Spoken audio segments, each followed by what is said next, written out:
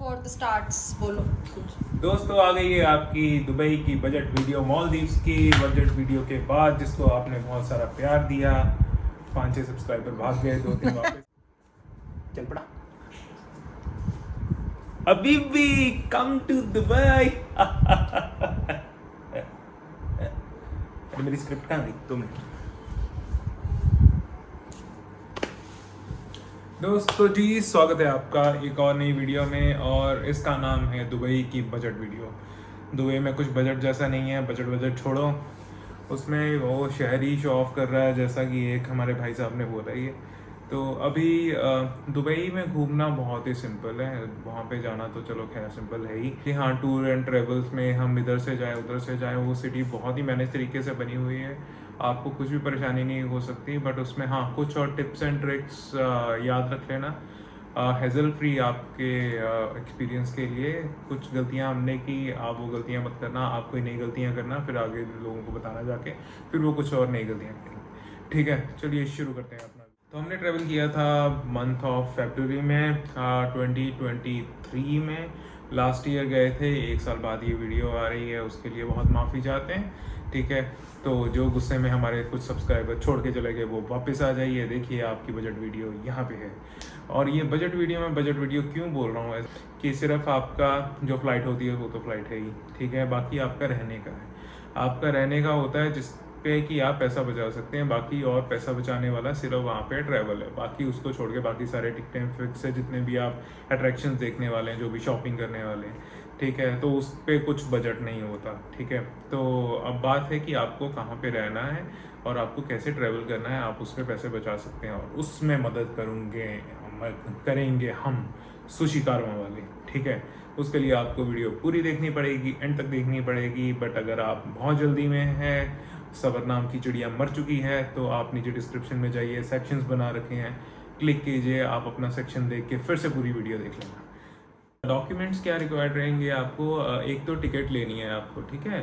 Ticket होगी आपकी, और आपका ई वीज़ा हो गया, ठीक है। ई वीज़ा, उसका पासपोर्ट, आप उसकी फ़ोटोस्टेट कॉपी ले लेना अपने साथ। और आपका पासपोर्ट तो रहेगा ही, पासपोर्ट को बहुत ज़्यादा ध्यान से रखना है आपने तो। और आप अपनी एक आईडी प्रूफ साथ में ले लेना, और आपकी जो बुकिंग टिकट्स हैं उसकी या e copy. I would strongly recommend कि आप प्रिंट आउट सबके निकाल के रख लीजिए। कभी कभार फ़ोन बंद पड़ जाते हैं या हो जाते हैं, तो आप उसमें परेशानी में आ सकते हैं। ठीक है, हाँ, आपका हेल्थ इंश्योरेंस बहुत ज़रूरी है, वो आपको करवा के ही जाना पड़ेगा। उसको साथ में रखिए, कोई भी सस्ता वाला करवा लीजिए। हमने टाटा AIG का करवाया था, तो आप भी करवा सकते हैं चेकआउट करके। ठीक है, जो फ्लाइट्स बुक करवाने का हैक क्या रहता है, हैक स्काईस्कैनर वेबसाइट का आपके नाम सुना ही होगा आपने। तो यहाँ पे क्या करना है कि फॉर एग्जांपल कि मैं यहाँ से सेलेक्ट कर लेता हूँ कि हाँ, मुझे बैंगलोर टू दुबई जाना है मुझे। तो यहाँ पे क्या है कि वो आपको सभी तरफ से दिखा देगा कि कौन कौन सी डेट पे कितनी महंगी है। तो ऑरेंज है तो मतलब कि इतनी ज़्यादा महंगी नहीं है, रेड है तो मतलब आग लगा रखी है उसने, और ग्रीन है तो मतलब कि आपको काफ़ी सस्ती मिल जाएगी। फॉर एग्जांपल कि अगर मैं जून के हिसाब से देखता हूँ कि जैसे यहाँ पे जाना है मुझे 4th के हिसाब से जाना है और 8 को वापस आना है, ठीक है, 1 के लिए या 2 के लिए। तो इकोनॉमी क्लास है, अप्लाई कर दिया मैंने इसमें। तो आपको ये क्या करेगा, ये सारी ही वेबसाइट्स पे जाके क्रॉल करके बताएगा कि आपको, ठीक है, कि कौन सी वेबसाइट से आपको सस्ती मिल रही है। तो हम एमिरेट्स में गए थे उस टाइम पे। ये स्पॉन्सर्ड का ध्यान रखना, कभी कभार स्पॉन्सर्ड आता है ऊपर, तो दैट डजंट मीन कि ये बहुत ही किफ़ायती और ये सब है। तो ये बेस्ट फ्लाइट बताता है। तो आप चीपेस्ट के हिसाब से भी जा सकते हैं, बट हाँ, जैसे कि अब ये 12 और 58 एवरेज है ना, तो इसी उसी के हिसाब से है कि दैट्स वाई कि इतना सस्ता है। तो आप क्या कर सकते हैं कि आप अलर्ट लगा सकते हैं इसके ऊपर, कि मैंने सेव करके इसको रख लिया कि जैसे मैंने गेट प्राइस अलर्ट लगा दिया, ठीक है, कि अब मैं गेट प्राइस अलर्ट लगा देता हूँ, ठीक है। तो इसमें क्या ये बताता रहेगा कि इसके प्राइसेस ऊपर जा रहे हैं कि नीचे जा रहे हैं। तो आपको हमेशा चेक करने की ज़रूरत नहीं है कि प्राइसेस नीचे आए कि ऊपर गए प्राइसेस, क्योंकि फ्लक्चुएट होते रहते हैं अकॉर्डिंगली। तो अभी क्या होगा कि आपको हमेशा आपको नोटिफिकेशंस आती रहेंगी कि प्राइसेस ऊपर जा रहे हैं कि नीचे जा रहे हैं। जब आपको पता है कि हाँ, कि इतना प्राइस ही मेरे लोकेशन से यहाँ से लगता है, तो आप उसके हिसाब से जब भी आपको अलर्ट आता है तो आप बुक करके रख सकते हैं अपनी फ़्लाइट्स को। एयरलाइंस कौन सी अच्छी है? हम एमिरेट्स में गए थे, तो हमें तो एमिरेट्स ही अच्छी लगी थी। बाकी आपकी कोई पसंदीदा हो, आप यहाँ से चेक करके आप बुक कर सकते हैं। तो यहाँ से आपकी एयरलाइंस जो है वो बुक हो जाएगी। ये जो वीज़ा होता है बहुत ही ईजी है, आपको कहीं जाने की ज़रूरत नहीं है। मेक माई ट्रिप के सेक्शन में जाइए, जैसा कि यहाँ पे मैंने डेमोन्स्ट्रेट किया है। उसके बाद वहाँ से आप अप्लाई कीजिए वीज़ा, कितने दिन पहले वो सब भाई साहब बता रहे हैं आपको ऊपर, तो आप अपना वीज़ा ले लीजिए। और दुबई के ई वीज़ा का प्रोसेस बहुत ही स्ट्रेट फॉरवर्ड है। ये जो यूआरएल है वो मैंने डिस्क्रिप्शन में डाल दिया है, तो आप डायरेक्टली उस पर क्लिक करके जा सकते हैं। अगर आपको और किसी कंट्री का वीज़ा चाहिए तो आपको यहाँ पे डेस्टिनेशन भरनी है और सर्च बटन पे क्लिक करना है, तो वो उस कंट्री के हिसाब से आ जाएगा। जैसे यहाँ पे थाईलैंड, सिंगापुर, मलेशिया, श्रीलंका का आ रहा है, सो अकॉर्डिंगली आपको यहाँ से क्लिक कर दिए, यहाँ पे डाल दीजिए। तो जैसे अभी दुबई वीज़ा प्रोसेस क्या रहता है कि इसमें जब हम फॉर एग्जांपल 2-3 महीने के बाद ट्रैवल कर रहे हैं, तो अभी पहले से ही हम क्या करेंगे कि वीज़ा अप्लाई करके भेज देंगे, तो वो इमीडिएटली नहीं आता। तो ये जो डॉक्यूमेंट्स हमारे सेंड करते हैं ना, तो वो 30 डेज़ प्रायर जो प्लान डिपार्चर रहता है उसमें वो सेंड किए जाते हैं। तो उसमें वो अलग से 4-5 दिन प्रोसेसिंग के लिए लेते हैं। Then I will strongly recommend कि आपको जब जाना है तो आप 30 डेज़ का टाइम से पहले ही उसको भेज दीजिए, तो ताकि लास्ट रश में आपको कोई भी दिक्कत ना हो। तो चलिए प्रोसीड करते हैं कि कैसे इस प्रोसेस को करना है। बहुत ही सिंपल है। यहाँ पे आप क्लिक कीजिए गेट दुबई वीज़ा ऑनलाइन में। तो यहाँ पे ये ऑटो सिलेक्ट आ जाएगा आपका कि प्राइस ब्रेकअप के हिसाब से कि क्या चाहिए क्या नहीं। तो अगर आप स्क्रॉल डाउन करेंगे, ये है ट्रैवलर 1 के लिए। अगर आपके पास आपके साथ और भी ट्रैवलर्स हैं तो आप यहाँ से ट्रैवलर्स ऐड कर सकते हैं और उनकी डिटेल्स डाल सकते हैं। तो मैं आपको एक की करके दिखा देता हूँ। फॉर एग्जांपल कि यहाँ पे आपको अपनी एज एंटर करनी है और ये करके आपको यहाँ से प्रोसीड को अपने डॉक्यूमेंट्स अपलोड करने हैं यहाँ पे। तो यहाँ पे अपलोड क्लिक आएगा, तो अपलोड क्लिक करना है। देन आपको पासपोर्ट जब आप खोलते हैं तो उसका फ्रंट और पासपोर्ट का जो बैक इमेज होगी आपको वो यहाँ पे अपलोड करनी है। तो उसके बाद आपको फोटोग्राफ अपलोड करनी है, अपनी कोई भी इंस्टाग्राम वाली फोटोग्राफ मत डालना। यहाँ पे स्पेसिफिकली मेंशन है कि वाइट बैकग्राउंड वाली होनी चाहिए। तो आई वुड रिकमेंड कि आप अपनी पासपोर्ट साइज फ़ोटो यहाँ पे अपलोड कर सकते हैं। तो उसके बाद आपको कुछ नहीं, सबमिट करना है, पे करना है और आपकी ई वीज़ा एप्लीकेशन सबमिट हो जाएगी। तो ये बहुत ही सिंपल प्रोसेस है। मेक श्योर कि आपकी जो भी पिक्चर्स आप अपलोड कर रहे हैं वो बिल्कुल क्लियर हो। लास्ट टाइम रिजेक्शन से बचने के लिए तो आप एकदम से क्लियर उसको अपलोड कीजिएगा। तो ये आपका वीज़ा फाइनलाइज हो गया यहाँ से। वहाँ पे चलते हैं दराम AED। तो हमारे टाइम पे तो दराम छतें पहाड़ के ऊपर से निकला हुआ था, 23 में पहुँचा हुआ था, अभी तो 22 पे शायद कहीं पे घूम रहा है। तो कौन से ATM में से निकालना है वहाँ से वो भी मैं बताऊँगा। वीडियो में बने रहिए, नहीं तो आपको एक तो कम रेट मिलेगा, ऊपर से कन्वर्जन रेट डालेंगे वो, ऊपर से कन्वीनियंस चार्जेस अपने डालेंगे। हम गए थे फेब में, रहे थे हम GW मैरियट में, जो कि डाउनटाउन में है। वहाँ का डाउनटाउन अगर किसी को नहीं पता तो डाउनटाउन एक छोटे शहर का मॉडल टाउन है और एक बड़े शहर के MG रोड है, ठीक है। चलिए अब आते हैं होटल के पार्ट पे कि होटल्स हम कहाँ से करवाते हैं। वेबसाइट्स तो बहुत सारी हैं, जैसे कि वो स्काई स्कैनर थी, वैसे ही ये जो होटल्स का स्काई स्कैनर है वो है ट्रिप एडवाइजर। तो इसमें क्या करता है कि ये सारे होटल्स में आपको चेक करके बता देगा कि सारी वेबसाइट्स के कि किस वेबसाइट से अगर आप स्पेसिफिक होटल करवाओगे। तो फॉर एग्जांपल कि जैसे मैं हम JW मैरियट में रहे थे, तो हम JW मैरिट का सर्च कर लेते हैं यहाँ पे कि उसका क्या प्राइस चल रहा है अभी। चेक अवेलेबिलिटी के हिसाब से कि कौन से आप मंथ में जा रहे हैं, तो ये भी उसी प्रोटोकॉल पे काम करता है कि आपकी डेट के अकॉर्डिंगली आपको कम ज़्यादा बता देगा कि कितने ज़्यादा कम प्राइसेस हैं। तो आप जो फ्लाइट की और इसकी थोड़ा सिंक करके देखना कि आप जब ट्रेवल कर रहे हैं अगर आप अपनी डेट आगे पीछे कर सकते हैं। अगर वीकेंड को ज़्यादा एक्सपेंसिव पड़ रही है, वीकडे पे कर सकते हैं, तो आप कुछ यहाँ पे पैसे बचा सकते हैं, क्योंकि कभी कभार बहुत ही ज़्यादा 10 to 20% का डिफरेंस पड़ जाता है वीकेंड का और जस्ट वीकडेज पे जाने का। तो आप उसके अकॉर्डिंगली करवा सकते हैं कि जैसे अब मैं फॉर एग्जांपल अब ये देखिए यहाँ पे वीकेंड थोड़ा सस्ता पड़ रहा है, तो यहाँ पे जाएंगे तो ये इसमें कोई भी हार्ड एंड फास्ट रूल नहीं होता कब सस्ता पड़ेगा, अब ये अकॉर्डिंगली इनके अपने ही चलते हैं। तो अभी ये देखते हैं कि हाँ ठीक है, अभी JW मैरियट की वेबसाइट पे जाएंगे तो हमें इनका रूम पड़ रहा है 13,230 रुपये का। ठीक है, अगर हम ये प्रेस्टीजिया की वेबसाइट पे जाते हैं तो हमें पड़ रहा है 11,570 रुपये का। तो ऐसे ही जितनी भी ये वेबसाइट डिफरेंट डिफरेंट, जैसे agoda.com ये भी काफ़ी अच्छी है, मेक माई ट्रिप के ऊपर देखो, मेक माई ट्रिप के अंदर से ही इसने कर लिया, trip.com हो गई। तो ये जितनी भी सारी हैं सारी वेबसाइट से आपको बता देगा कि कहाँ कहाँ से है। तो आपको जो भी डील अच्छी लगती है, फॉर एग्जांपल हमें ये 11,000 वाला कुछ ज़्यादा ठीक लगता है। चेक करना है कि आप जिस वेबसाइट से करा रहे हैं कि वो ट्रस्टवर्दी है कि नहीं। ठीक है, वैसे तो ट्रस्टवर्दी ही रहती हैं, कभी कभार ऐसा होता है कि कुछ वेबसाइट हैं जो कि कैंसिल कर देती हैं एन मौके पे आके, या जिनका कस्टमर सपोर्ट अच्छा नहीं रहता। फॉर एग्जांपल कि अगर आपको वहाँ पे जाके कुछ मिसअंडरस्टैंडिंग होती है, तो आई स्ट्रांगली रिकमेंड कि जब आप बुकिंग करवाते हैं तो उस होटल को हमेशा मेल डाल के कंफर्म कीजिए कि ये मेरा बुकिंग नंबर है और ये हमारी ट्रैवलिंग डेट है, प्लीज़ कंफर्म इट कि आपके पास बुकिंग पहुंच चुकी है और ये हमारा रूम होने वाला है। तो हमेशा अभी रिलाई मत कीजिए कि क्योंकि वहाँ पे जाके कुछ मिसअंडरस्टैंडिंग होगी तो अभी पराए मुल्क में जाके आप कहाँ बहसबाजियाँ करोगे उनके साथ, और ये कस्टमर सपोर्ट अगर ना उठाएगा तो फिर बहुत ही प्रॉब्लम हो जाएगी। ठीक है ना आपको। तो ठीक है, अभी यहाँ पे अगर आप आते हैं कि इसने तो बेसिक रूम का बता दिया होगा, तो 11,000 कुछ बता रहा था क्योंकि अभी 9500 यहाँ पे है, तो उसके में टैक्सेस एंड फीस भी लगेगी।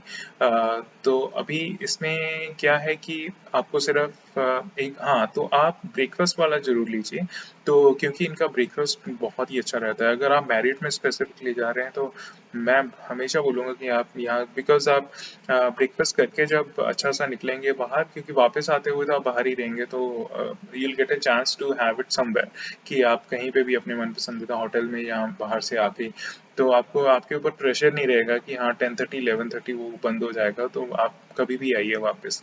ठीक है, एटलीस्ट आप ब्रेकफास्ट वाला जरूर इंक्लूड कर सकते हैं। और अगर आपको लग रहा है कि बहुत ज़्यादा है, ज़्यादा नहीं है, दुबई में आप थोड़ा सा भी कहीं पे खाना खाओगे काफ़ी एक्सपेंसिव रहता है। और अगर इनके लिए अगर आपको 1,000-2,000 अगर ज़्यादा देना पड़ रहा है तो वो भी थोड़ा वर्थ इट है, क्योंकि बहुत ही अच्छा इनका ब्रेकफास्ट होता है। तो फॉर एग्जांपल कि जैसे अब मैंने ये एक रूम ऐड कर लिया, ठीक है, अभी हमारी डेट के हिसाब से कि ये 8 से लेके 12 तक के लिए हमें इतना पड़ रहा है पर पर्सन के हिसाब से। ठीक है, तो अभी जैसे ये हटा देते हैं, ये डाल देते हैं, तो ये पड़ रहा है 38,000, तो ये पड़ रहा है आपको 42। तो ये जितना भी आपने एडिशनल इसके ऊपर खाने के लिए दिया, मेरे हिसाब से तो मुझे तो वर्थ इट लगा। आप अपने हिसाब से, अगर आपका बजट अलाउ नहीं करता, आप ब्रेकफास्ट और कहीं से करना चाहते हैं तो आप कर सकते हैं। तो ये आप, और भी रूम्स हैं जिसमें ट्विन बेड होते हैं, तो उसके हिसाब से उसके प्राइसेस वेरी करते रहते हैं। ठीक है, तो ऑलमोस्ट सभी के सेम ही भी होटल बुक करवाते, कहीं पे भी डेस्टिनेशन पे जा रहे हैं, तो आप इस हिसाब से अपने थोड़े पैसे बचा आपके। हम नीचे करेंगे स्क्रॉल डाउन, तो यहाँ पे आपको सारी की सारी फैसिलिटीज़ बता देगा कि आपके पैकेज में क्या क्या इंक्लूडेड है। तो अभी अदर बेनिफिट्स क्या हैं, ब्रेकफास्ट एट 9,500 रुपीज़। अभी यहाँ पे चीपेस्ट है, ये हमने एक लिया है, चलो बुक करवा देते हैं। बुक करवा के देखते हैं ये कितना आता है आगे। ठीक है, आपको सारी की सारी डिटेल्स भरनी है यहाँ पे। ठीक है, तो यहाँ पे अगर थोड़ा करते हैं तो आपको 55,000 कुछ का पड़ रहा है। ठीक है, तो आप ऐसे थोड़ा कंपेयर करके देख सकते हैं कि हाँ यहाँ पे ज़्यादा क्यों, वहाँ पे कम क्यों। ठीक है, तो यहाँ पे ये 48,000, अगर ये यहाँ पे बुक करके देखते हैं, क्या पता एडिशनल कुछ ऐड कर दें वो आगे जाके। ठीक है, क्योंकि टैक्सेस और ये देखिए। ठीक है, यहाँ पे अभी 52,000 कुछ का पड़ रहा है, यहाँ पे 55,000 कुछ का पड़ रहा है, तो आपके थोड़े से पैसे यहाँ पे बच गए। ठीक है, तो ऐसे आप कंपेयर करके अपना होटल भी बुक करवा सकते हैं। ये आपको बहुत समझने वाली बात है कि अगर आप नहीं रहने वाले तो आप इतने अनियम होटल्स में मत जाइए। ठीक है, तो हाँ अच्छे में जाइए, बट हाँ फॉर अ सेक की सी व्यू का कमरा लेना है उसके लिए एक्स्ट्रा चार्जेस देंगे, क्योंकि आप नहीं रहने वाले, क्योंकि ये जो सिटी है वो आपको थका देने वाली है। वो घुमा घुमा के चला चला के थका देने वाली है। अगर आप सोच रहे हैं कि मैं कैब लेके डोर स्टेप पे पहुंच जाऊंगा, ऐसा नहीं होता। तो वहाँ पे डोर पे तो उतार देंगे, पर आगे उनका दुबई वालों को किसी ने बताया नहीं है कि छोटी चीज़ बनानी है, उनको सब बड़ा बनाना है। उनको दरवाज़ा बनाना है तो ऐसा बनाना है कि आसमां पाड़ के ऊपर निकलना है, ठीक है। तो आपको घूमना ही पड़ेगा, पैर तोड़वाने ही पड़ेंगे। जब आप पहुँचेंगे तो आपको पहले डिसाइड करके जाना है कि आपको कैसे वहाँ पे ट्रैवल करना है, कहाँ कहाँ पे जाना है। आइटनरी होगी, आइटनरी मैं बता दूंगा आपको। आइटनरी के लिए आप दुबई की वीडियोस देख सकते हैं, उसमें सब एक एक दिन करके मैंने डाला हुआ है कहाँ पे गए थे। अगर आपको आइटनरी चाहिए तो मैं आइटनरी भी डाल दूँगा। मैंने वहाँ पे प्रेफर किया था कि हम मेट्रो से घूमेंगे, बिकॉज हमारा जो होटल था वो बिल्कुल मेट्रो के पास था। तो मेट्रो वहाँ पे कुछ ऐसे चलती है कि फास्टेस्ट मोड है एक तो आपको ट्रैवल करने के लिए, क्योंकि वहाँ पे भी जैम्स बहुत लंबे लंबे लगते हैं। नो डाउट कि बहुत अच्छी सड़कें हैं, बट हर किसी के पास गाड़ी है। और वहाँ पे ऐसा है कि नो शॉर्टकट्स, इधर उधर से आप नहीं निकल सकते, आपको घूम के ही आना पड़ेगा, कहीं से भी आना है तो रूल्स बड़े स्ट्रिक्ट हैं। तो मेट्रो के लिए हमने पास लिया था। तो पास जो लिया था हमने, ठीक है, वो होता है 135 दिरहम्स का ईच। तो वहाँ पे एक 7 डेज़ का स्पेशल टूरिस्ट पास मिलता है, जो कि चलता है उनकी मेट्रो में, उनकी बसेस में, उनके जो वहाँ पे फेरीज चलती हैं। फेरीज में क्या होता है, 2 दिरहम कटते हैं, बट आपका पास चल जाएगा। आपको अगर कैश नहीं है तो आप अपना पास कर दीजिए, उसमें कैश होता है तो वो कैश से डिडक्ट कर लेंगे आपका। तो 135 दिरहम का था। तो पहले दिमाग मिनटोस नहीं खाई थी हमने, दिमाग की बत्ती नहीं चली, तो हमने 25 दिरहम वाला पास ले लिया। तो उसके बाद ये भी आपको सीखने की ज़रूरत है कि अगर आप आते हुए अगर ले लेते हैं और आपको फील होता है उसी दिन कि नहीं मुझे, बिकॉज आपको टॉपअप करवाना पड़ेगा, तो और वो इट्स लाइक ए हेज़ल। फिर वो मशीन्स पे जाओ, आप अपना ट्रांजैक्शन के लिए कार्ड निकालोगे, फिर उसको टॉपअप करवाते फिरोगे। अगर आप 7 डेज़ के लिए रह रहे हो तो आई वुड स्ट्रांगली रिकमेंड कि भाई 135 दिरहम का आप कार्ड ले लीजिए। एक सिल्वर आता है, गोल्डन आता है, सिल्वर ले लीजिए, बहुत सही है। बाकी गोल्डन है, उनका एक जो लास्ट का जो डिब्बा होता है वो प्राइम व्यू वाला, ठीक है, वो गोल्डन वाला होता है। दैट इज़ ऑलमोस्ट डबल जो उसके एक्सपीरियंस के लिए। हाँ, आप थोड़ा बैठ के चले जाओगे। वैसे सिल्वर में काफ़ी रश रहता है, उनकी मेट्रो में इतना भी रश नहीं, धक्का मुक्की वाला नहीं, कि कभी कभार होता है कि आपको सीट नहीं मिलेगी उसमें। बट द थिंग इज़ कि बहुत ही फ्रीक्वेंट मूव करती हैं वहाँ की, 3-3 मिनट में आ जाती हैं, बट टॉप क्लास है बहुत। यहाँ पे आप थोड़ा बहुत बचा सकते हैं, क्योंकि बात है कि ट्रैवल करने का मंथ कौन कौन सा होता है। अब बात है कि ट्रैवल करने का मंथ ऐसा है कि अकॉर्डिंग टू वेदर आपको जाना है। और तो समर के अपने एडवांटेजेस है, विंटर के अपने डिसएडवांटेजेस हैं। क्योंकि जब आप वो सितंबर अक्टूबर में जब ओपन करते हैं तो इमीडिएटली बहुत ज़्यादा रश हो जाता है। और दिसंबर में तो आप कोशिश भी मत कीजिएगा, उनका एक फेस्टिवल होता है, फैशन फेस्टिवल, जिसमें सेल लगती है और ये वो। अगर आप सोच रहे हैं कि वहाँ पे पराडा, गुच्ची और जिमी चू आपको अफोर्डेबल मिल जाएगा, कुछ नहीं मिलने वाला। वो रेट बहुत ज़्यादा हाई होते हैं दिसंबर और जनवरी में।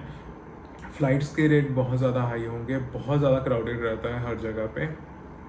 कोई भी अगर आप अट्रैक्शन देखने जाते हैं वहाँ पे आपको बहुत ज़्यादा लाइंस में लगना पड़ेगा। सो प्लान अकॉर्डिंगली अगर आप पीक सीज़न में जाना चाहते हैं। तो पीक सीज़न क्या हो गया इनका, अक्टूबर, नवंबर, दिसंबर, जनवरी। फेब, मार्च, अप्रैल में ये कूल डाउन होना स्टार्ट हो जाता है। तो आई वुड स्ट्रांगली रिकमेंड कि आप फेब में ट्रैवल कीजिए, ठीक है।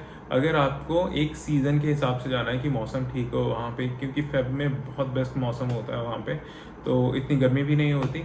द मोमेंट वो मार्च को टच करता जाएगा तो बहुत ऐसा होता है कि उनके मोस्ट ऑफ द अट्रैक्शंस जो रहते हैं बंद रहते हैं, जस्ट बिकॉज कि जैसे ग्लोबल विलेज हो गया, ठीक है, उनका मेरेकल गार्डन हो गया, और 2-3 और हैं जो कि एक्सट्रीम हीट के कारण उनको बंद रखना पड़ता है। बिकॉज आप देख के जाइए कि आपकी अट्रैक्शंस कौन कौन सी प्रायोरिटी में हैं, वो ओपन कब कब रहती हैं, वो पूरे साल ओपन नहीं रहती, कुछ कुछ तो अगर वो रहने वाली है। बट समर का एडवांटेजेस ये होती हैं कि उसमें आपके जो रिजॉर्ट्स होते हैं, आपके जो होटल्स होते हैं, वो बहुत सस्ते होते हैं। फॉर एग्जांपल अगर आप जुमेरा, पाम जुमेरा में जाएंगे, ठीक है, जो उनका बहुत ही अल्ट्रा लग्जूरियस जो होटल है वहाँ पे, तो वो जो उसके प्राइसेस इतने ज़्यादा कम हो जाते हैं कि आपको लग्जरी लेनी है तो वहाँ पे जाके आप कर सकते हैं। अगर शॉपिंग प्रायोरिटी है आपकी, जाके सिर्फ आपको शॉप करना है, फ़ोन वोन वाले, तो या फिर सोना करना है, तो फिर आप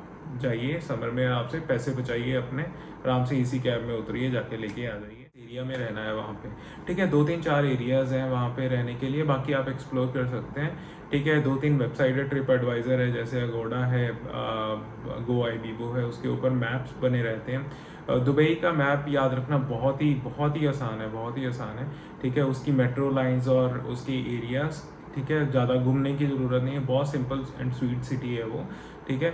उसमें अब बात है कि जैसे जैसे आप बुर्ज खलीफा के पास आते जाएंगे, ठीक है, वो जो प्राइसेस हैं बहुत एक्सपेंसिव होते जाएंगे, ठीक है। अगर तो आपको एक बजट एवरेज करना है तो आप डेरा में ले सकते हैं, बर दुबई में ले सकते हैं। डेरा में आपको एक्सट्रीमली सस्ता पड़ेगा, आप मेट्रो के पास ले लीजिए, कोई इशू नहीं है, मेट्रो में चढ़िए, इधर आइए, जुप करके इतना आपको कम टाइम में पहुंचा देगी मेट्रो, आपको पता ही नहीं लगेगा। क्योंकि बिकॉज क्या होता है कि कभी कभार हम रहते तो डाउनटाउन में, जैसे हम डाउनटाउन में रहते थे, हमें बर दुबई में मोस्टली काम होता था, जैसे हमें ओल्ड सुक जाना रहता था, गोल्ड सुक जाना रहता था। स्प्लिट अप कर सकते हैं कि 2 दिन आप डेरा और उसमें रहें, 2 दिन किसी लग्जूरियस होटल में रह लें। जैसे आप you can start from the Dera, from the up बर दुबई में रह लिए, फिर उसके बाद डाउनटाउन में आप बंदा बोले कि हम चेंज ही करते रहें, बट कर लेते हैं, क्या है उसमें।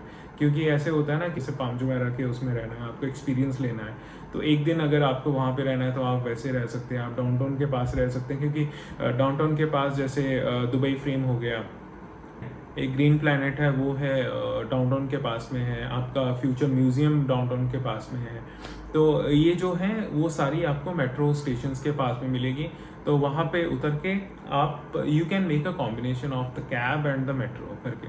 तो बात है कि इसमें आप, द थिंग इज़ कि आप बचा सकते हैं काफ़ी और उड़ा सकते हैं और कहीं पे भी। बात ये है, तो बचा के कहीं लेके जाओ, कौन लेके आया क्या, पैसे कहाँ लेके जाओगे, ठीक है। बात है कि दुबई मैंने पहुंचा दिया, आप अपने होटल में पहुंच गए, वहाँ पे जाके आपको क्या है ना, एयरपोर्ट से एक वो सैम्पल सिम कार्ड देंगे, कॉम्प्लीमेंट्री होता है वहाँ का, कुछ 50 दिरहम्स शायद होते हैं, उसमें ऑलरेडी डाल के रखे उन्होंने।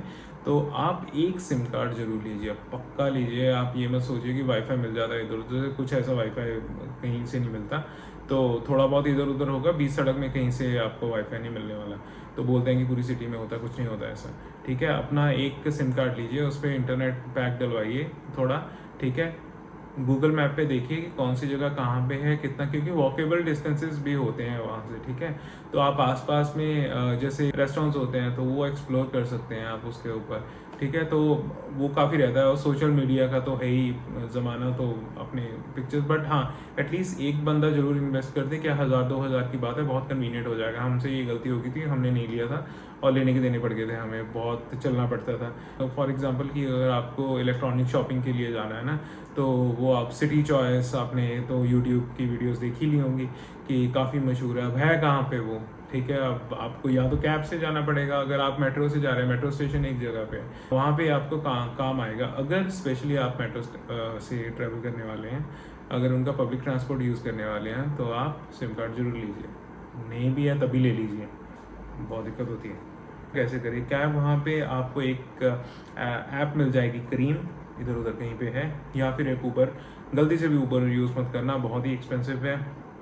करीम ऐप में एक हाला करके कैब्स होती हैं जो कि 5 दिरहम जिसका मिनिमम चार्जेस होती हैं, बहुत ही अच्छी होती हैं, उसकी कन्वीनियंट है वहाँ पे। बट द थिंग इज़ कि आपके पास इंटरनेट कनेक्शन होना चाहिए, अपने हाथ देने से कैब नहीं रुकने वाली, कहीं पे भी उनके स्टॉप्स होते हैं, वहीं पे रुकती हैं वो, ठीक है। तो बहुत मुश्किल, वहाँ से क्रीम से बुक करवाइए आप देने को अपना। अगर आपके पास कार्ड है, जो कि आप फॉरेक्स कार्ड लेके गए होंगे, तो आप उस फॉरेक्स कार्ड से टैप भी कर सकते हैं, जरूर मशीन्स होती हैं, ठीक है। जितना भी बना है टैप कीजिए, दैट्स इट, बहुत बढ़िया है उधर। स्ट्रांगली रिकमेंड कि आप कैश में ही ट्रांजेक्शन कीजिए, मेरी बातों को समझिए, कैश में ही कीजिए।